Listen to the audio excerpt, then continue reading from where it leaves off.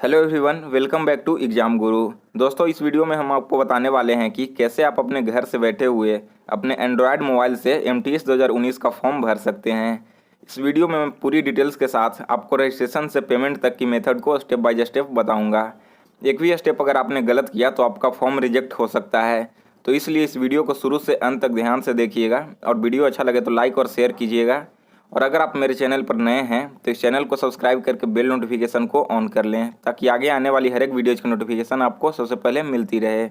चलिए हम बात कर लेते हैं कैसे आप लोगों को रजिस्ट्रेशन करना है और उसके बाद कैसे आपको अपना फॉर्म फिलअप करना है। तो दोस्तों, नया यूजर को रजिस्ट्रेशन करने के लिए सबसे पहले SSC के ऑफिशियल वेबसाइट पर आ जाना है, या इसके अलावा MTS की जो पोस्ट आई है उसका जो भी नोटिफिकेशन आपको कहीं भी वेबसाइट पर मिले वहाँ चले जाना है। मैंने इसका लिंक नीचे डिस्क्रिप्शन में दे दिया है, आप चाहें तो वहाँ से भी जाकर विजिट कर सकते हैं। और यहाँ पर आने के बाद दोस्तों आप लोगों को यहाँ पर क्लिक करना है न्यू यूजर रजिस्टर नाउ पर।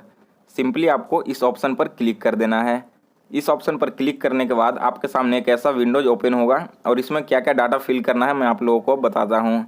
यह उन लोगों के लिए है जिन्होंने पहले SSC GD या SSC CHSL का फॉर्म नहीं भरा है या SSC की ऑफिशियल वेबसाइट पर रजिस्ट्रेशन नहीं किया है। अगर आपने ऑलरेडी रजिस्ट्रेशन कर रखा है तो आप सीधे लॉगिन करके फॉर्म भर सकते हैं। उससे पहले मैं आप लोगों को रजिस्ट्रेशन का स्टेप बता देता हूँ और इसके बाद मैं आप लोगों को फॉर्म कैसे भरना है वो बताऊँगा। तो देखिए दोस्तों, यहाँ पर सबसे पहले भरना है कि डू यू हैव आधार।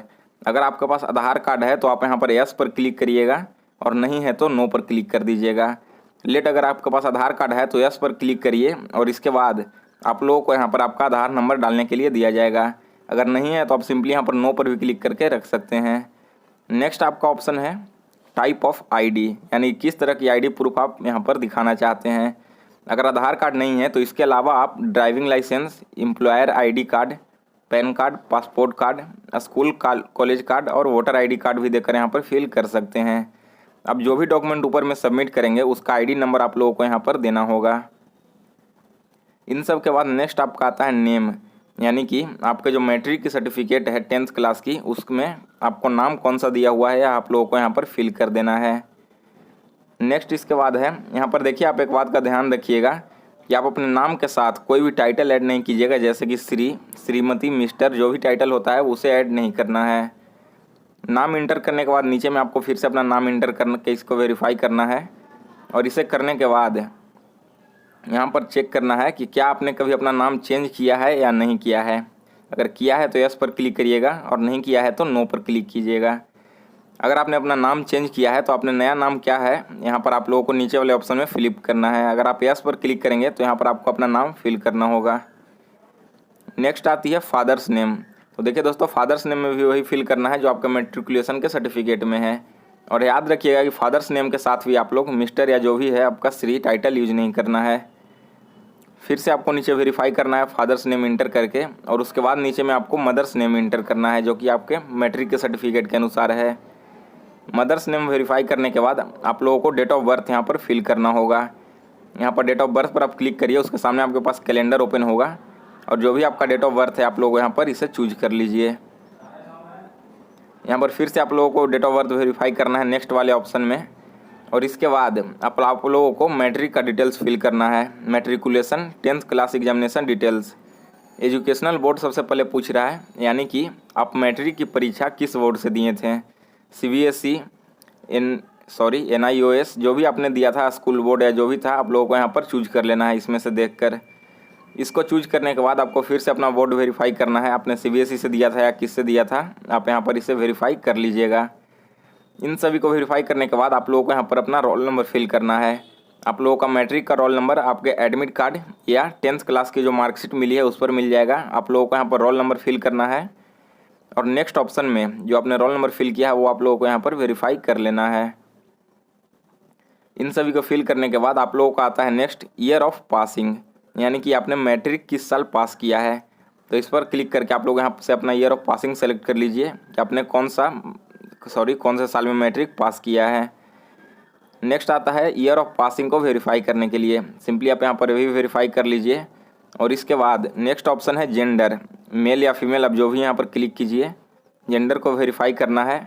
और इसके बाद नेक्स्ट ऑप्शन है लेवल ऑफ एजुकेशनल क्वालिफिकेशन, यानी कि आप हाईएस्ट कितने तक क्वालिफाइड हैं। अगर आप 10+2 हैं तो इसे सेलेक्ट कीजिए, डिप्लोमा कोर्स से हैं तो डिप्लोमा सेलेक्ट कीजिए, या ग्रेजुएशन से अप्लाई कर रहे हैं तो ग्रेजुएशन भी सिलेक्ट कर लीजिए। नेक्स्ट आपका है मोबाइल नंबर। देखिए दोस्तों, यहाँ पर ध्यान रखिएगा कि वैसा मोबाइल नंबर आप लोगों को डालना है जो आपके सामने अभी एक्टिव है, क्योंकि रजिस्ट्रेशन के बाद आपके मोबाइल नंबर पर एक OTP आएगी और उसे इसमें आप लोगों को इंटर करना होगा। आप लोग फिर से मोबाइल नंबर वेरीफाई कीजिएगा। और उसके बाद नेक्स्ट ऑप्शन है ईमेल आईडी का। देखिए दोस्तों, यहाँ पर ईमेल आईडी भी आप लोगों को वही फिल करना है जो आपके सामने अभी एक्टिव है, आपके मोबाइल में ओपन है, क्योंकि आपके मोबाइल नंबर और ईमेल आईडी दोनों पर एक एक OTP जाएगा जो कि आप लोगों को यहाँ पर इंटर करना नेसेसरी है। इस सभी को फिल करने के बाद नेक्स्ट आता है state UT of permanent address, यानी कि आप किस स्टेट से बिलोंग करते हैं, आपका परमानेंट एड्रेस कहाँ है। आप लोग यहाँ से अपना स्टेट सेलेक्ट कर लीजिए। इसको सेलेक्ट करने के बाद आप लोग यहाँ पर सेव पर क्लिक कीजिए। सेव पर क्लिक करने के बाद आपके सामने एक प्रीव्यू ओपन होगा जिसमें आपका सारा इंपॉर्टेंट डिटेल्स दिखाएगा।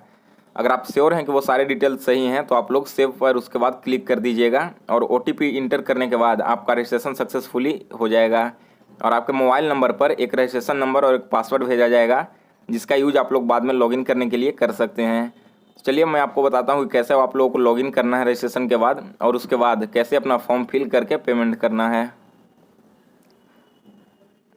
लॉगिन करने के लिए दोस्तों फिर से आप लोगों को हमने जो पोस्ट दिया था उस पर जाना है और वहाँ पर अप्लाई हेयर पर क्लिक कर देना होगा। उस पर क्लिक करिएगा तो आप लोग सीधे इस वेबसाइट पर आ जाइएगा, SSC की ऑफिशियल वेबसाइट पर। और यहाँ पर आप लोगों को लॉगिन में अपना यूज़र नेम डालना है और नीचे में आप लोगों का जो पासवर्ड आया है वो फिल करना है और इसके बाद आप लोगों को यहाँ पर कैप्चा फिल करना है। मैं आप लोगों के सामने फिल कर देता हूँ। कैप्चा ध्यान से फिल करिएगा क्योंकि कैप्चा गलत होगा तो आप लोगों का लॉगिन नहीं हो पाएगा, प्रॉब्लम होगी लॉगिन करने में। यहाँ पर कैप्चा फिल करने के बाद आप लोगों को यहाँ पर लॉगिन पर क्लिक कर देना है। लॉगिन पर जैसे ही क्लिक करिएगा तो उसके बाद आप लोगों के सामने ऐसा ऑप्शन ओपन हो जाएगा जिसमें यहाँ पर आप लोग ऊपर में देख सकते हैं multitasking non technical staff examination 2019 apply hair. यहाँ पर जो अप्लाई का ऑप्शन आ रहा है आप लोगों को इस पर क्लिक कर देना है। इस अप्लाई पर क्लिक करने के बाद आप लोगों के सामने नया पेज ओपन होगा जिसमें पहले से ही अच्छी खासी डिटेल्स आपकी फिल रहेगी जो कि आपको शो करता है रजिस्ट्रेशन नंबर वाला, यानी कि आपने रजिस्ट्रेशन नंबर में जो भी डिटेल्स डाला है वो आप लोगों के सामने यहाँ पर आ जाएगा। इसमें कुछ बॉक्स अभी तक खाली हैं जिसमें क्या फिल करना है आप लोगों को मैं बताता हूँ। सबसे पहले देखिए दोस्तों, यहाँ पर आप लोगों का जो नाम आया था रजिस्ट्रेशन नंबर में वो शो हो जाएगा। फादर्स नेम यहाँ पर आ जाएगा, mother's name, date of birth, age आप लोगों का कितना है रजिस्ट्रेशन के समय वो आप लोगों का शो हो जाएगा। यहाँ पर जेंडर आप लोग देख सकते हैं, कैटेगरी, और आपने जो ID दिया है उसका ID नंबर। यानी कि रजिस्ट्रेशन के बाद आप लोगों को ये डिटेल्स नहीं फिल करने हैं, आप लोगों का ये डिटेल्स ऑटोमेटिक यहाँ पर सबमिट हो जाएगा। नेक्स्ट ऑप्शन आता है आपका वेदर पर्सन विथ डिसेबिलिटी और नॉट, यानी कि आप अगर डिसेबल हैं तो यहाँ पर एस पर क्लिक कीजिएगा, नहीं है तो आप लोगों को नो पर क्लिक करना होगा। नेक्स्ट आता है if yes type of disability, यानी कि अगर आप डिसेबल हैं तो किस तरह की डिसेबिलिटी है आप लोगों की।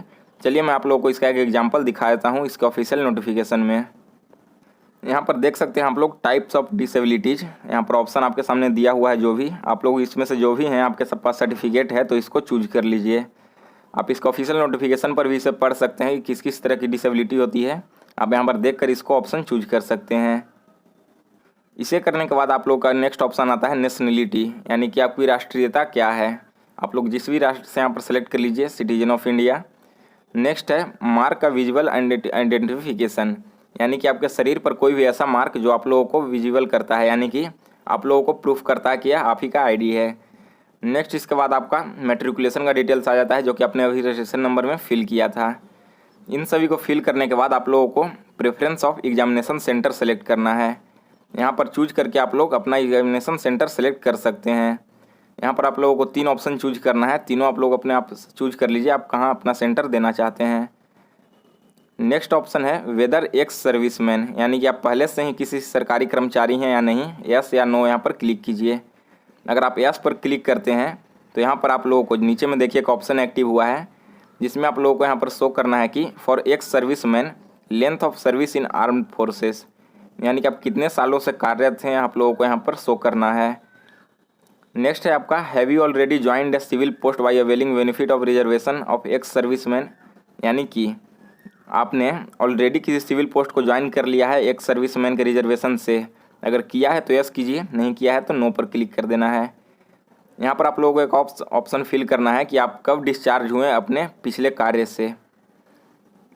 नेक्स्ट है do you have a physical limitation to write and scribe is required to write on your behalf, यानी कि आपको जो एग्ज़ाम देना है, मोड ऑफ एग्ज़ाम जो होगा, उसमें लिखने के लिए क्या आप किसी की मदद लेना चाहते हैं या नहीं, आपके मेडिकल सर्टिफिकेट के अनुसार। अगर हैं तो यस पर क्लिक कीजिएगा, यहाँ पर नहीं है तो नो पर क्लिक कर दीजिए। यहाँ पर देखिए वेदर स्क्राइब इज रिक्वायर्ड, यानी कि आपको साथ लिखने वाला चाहिए या नहीं चाहिए ट्रांसलेटर के रूप में। नेक्स्ट है will you make your own arrangement of scribe, यानी कि जो लिखने वाला होगा आपका हेल्प करने वाला, वो क्या आप खुद अरेंज करेंगे, यस या नो यहाँ पर क्लिक कर देना है। नेक्स्ट है if scribe is to be arranged by SSC then indicate medium, यानी कि स्क्राइब को अगर एसएससी के द्वारा किया जाता है, नियुक्त किया जाता है, तो आप अपना मीडियम बताइए किस मीडियम में लिखना चाहेंगे।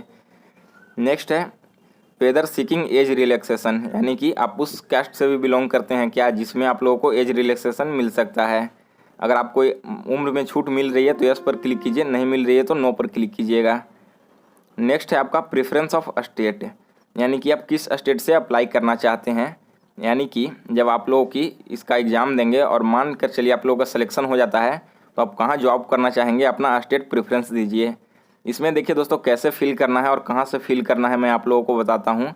इसके लिए आप लोगों को जो इसका ऑफिशियल नोटिफिकेशन आया था उसे डाउनलोड कर लेना है और उसमें आप लोगों को बताता हूँ कहाँ पर स्टेट प्रेफरेंस दिया हुआ है। इसमें दोस्तों आप लोगों को सबसे नीचे चले आना है डाउनलोड करके नोटिफिकेशन को, और नीचे में आप लोग देख सकते हैं एनेक्सेसर XV, यानी कि एनेक्सेसर 15 में आप लोगों को दिया हुआ है name of states UTs and their code for giving preference by the candidates. यहाँ पर स्टेट वाइज आपका कोड दिया हुआ है प्रेफरेंस का, ABCD जो भी करके है आपका टोटल स्टेट्स का। यहाँ पर आप इन लोगों को देख लीजिए और किस स्टेट से अप्लाई करते हैं वैसे ही यहाँ पर फिल कर दीजिए। चलिए मान के चलिए कि हम लोग यहाँ पर से ऊपर के 4-5 राज्यों को डालते हैं, तो कैसे इसके लिए इंटर करना है।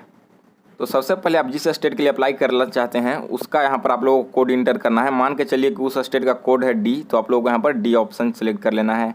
नेक्स्ट में अगर आप A ऑप्शन वाले को करना चाहते हैं तो A कर लीजिए। ऐसे करके आप लोगों को यहाँ पर पूरा डिटेल्स फिल कर देना होगा। आपने ऊपर में जो भी फिल किया फिर से उसे ही नीचे फिल कर लेना है। और यहाँ पर करने के बाद नेक्स्ट आपका है एजुकेशनल क्वालिफिकेशन, इस पर आप लोग क्लिक कीजिएगा तो आप लोगों का हायर एजुकेशनल क्वालिफिकेशन क्या है आप लोगों को यहाँ पर सेलेक्ट करना होगा। अगर आप 10+2 पास हैं या मैट्रिक पास हैं या ग्रेजुएशन किए हुए हैं, जो भी हैं आप लोग यहाँ पर सिलेक्ट कर लीजिए। नेक्स्ट है do you belong to economically weaker sections, क्या आप लोग EWS से बिलोंग करते हैं। जनरल कैटेगरी के वैसे छात्र जो इकोनॉमिकली वीकर सेक्शन से बिलोंग करते हैं उन लोगों को यहाँ पर यस या नो सेलेक्ट कर लेना है। यहाँ पर सेलेक्ट करने के बाद do you want to make your personal information available for accessing job opportunities in term of, यहाँ पर जो आपका नोटिफिकेशन दिया हुआ है, यानी कि अपना पर्सनल इन्फॉर्मेशन अवेलेबल करना चाहते हैं और भी कोई जॉब पाने के लिए। तो अगर करना चाहते हैं तो यस पर कीजिए, नहीं करना चाहते हैं तो नो पर कीजिएगा।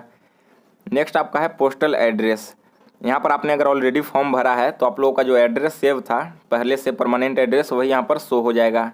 अगर आपने पहले कोई भी फॉर्म अप्लाई नहीं किया है, सबसे पहली बार अप्लाई कर रहे हैं, तो यहाँ पर आप लोगों को पोस्टल एड्रेस फिल करना है। आप लोग देख लीजिए कैसे कैसे इंटर करना है। आप लोगों के जो आधार कार्ड होंगे जो भी उसमें एड्रेस दिया हुआ है वही एड्रेस यहाँ पर फिल कर देना है। इन सभी को फिल करने के बाद देखिए दोस्तों बारी आती है फ़ोटो और सिग्नेचर की। तो फ़ोटो की अगर हम बात करें तो फ़ोटो में दोस्तों अगर आपने पहले से फॉर्म अप्लाई कर रखा है तो ऑलरेडी यहाँ पर आप लोगों का फ़ोटो अपलोड हो जाएगा, और अगर नहीं कर रखा है तो आप लोगों को फ़ोटो अपलोड करना है। और कैसा फ़ोटो अपलोड करना है वो मैं आपको बता देता हूँ।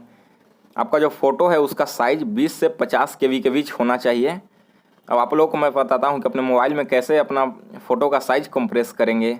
तो उसके लिए अगर आपके पास लैपटॉप है तो उसकी मदद ले सकते हैं, पेंट यूज करके आप लोग फ़ोटो को कंप्रेस कर सकते हैं। और अगर लैपटॉप नहीं है तो फ़ोन में गूगल में कोई भी ऑनलाइन कंप्रेसर सर्च कीजिए फ़ोटो का, और वहाँ पर जाके अपना फ़ोटो कंप्रेस कर सकते हैं। ध्यान रखिए कि आपका जो फ़ोटो है वो 20 से 50 KB के बीच होना चाहिए। नेक्स्ट आपका सिग्नेचर है, तो सिग्नेचर का जो साइज़ होना चाहिए वो आपका 10 से 20 KB के बीच में होना चाहिए। आप इन दोनों बातों का ध्यान रखिएगा। आपका फ़ोटो 20 से 50 KB और सिग्नेचर 10 से 20 KB होना चाहिए। अगर इतना नहीं रहेगा तो आपका फ़ोटो और सिग्नेचर अपलोड नहीं हो पाएगा। इसके बाद नीचे में डिक्लेरेशन है।